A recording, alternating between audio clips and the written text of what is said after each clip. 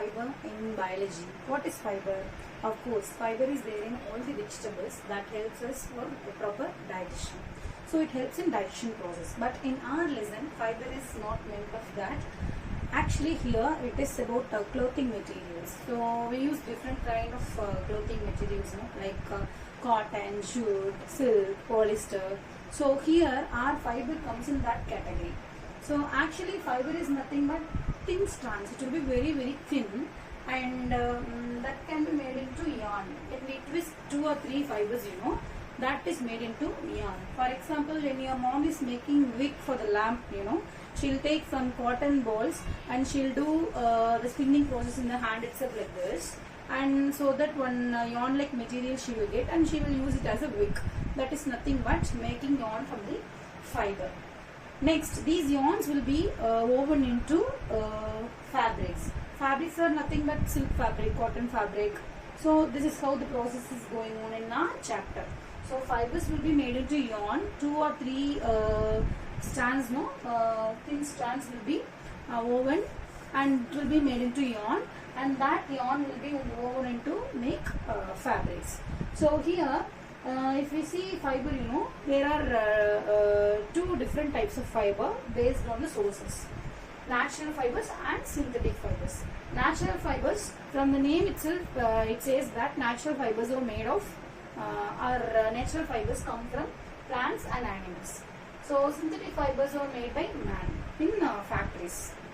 And the fiber we obtain from plants are called plant fibers, and the fibers we obtain from animals are called animal fibers.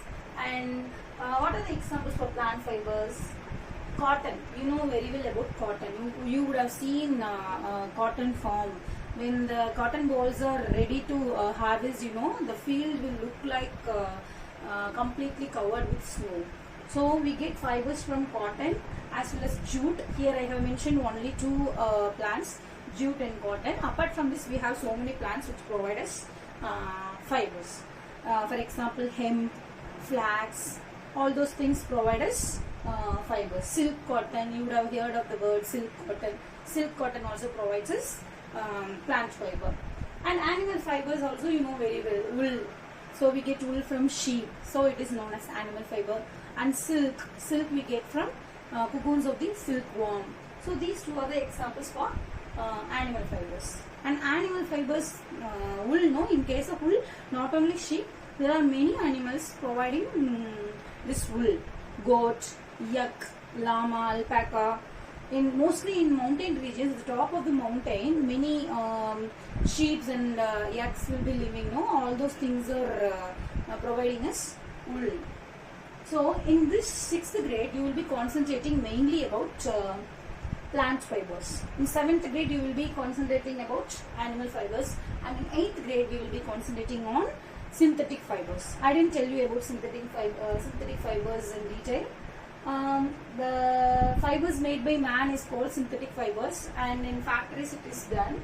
And example for synthetic fibers are nylon.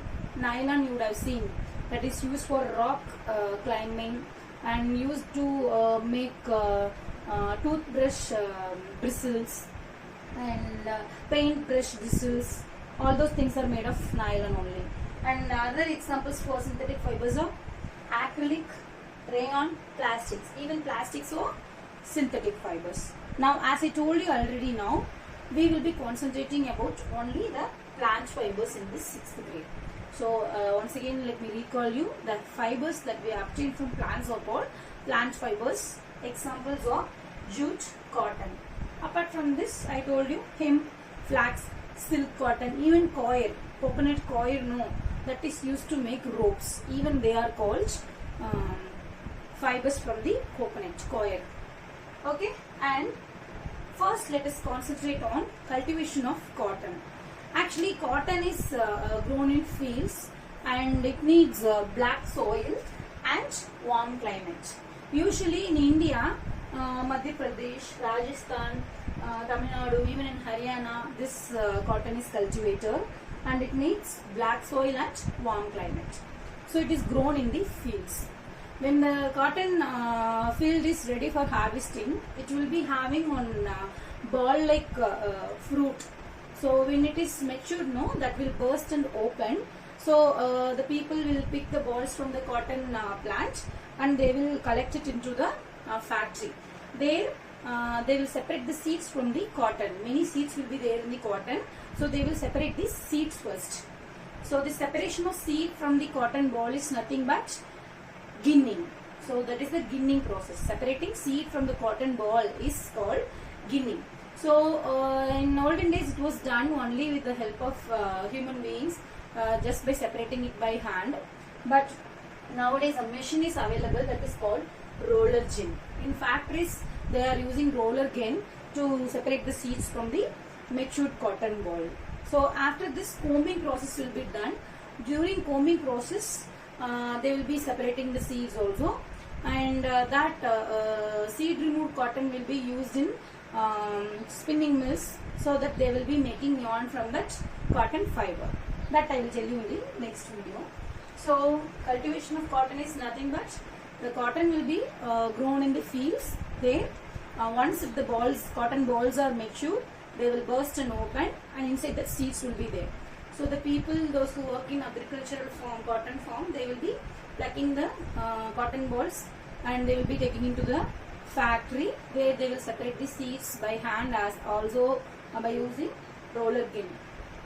After removing the seeds, the combing process will be done, and whereas we will be getting fine cotton fibers without even a single seed.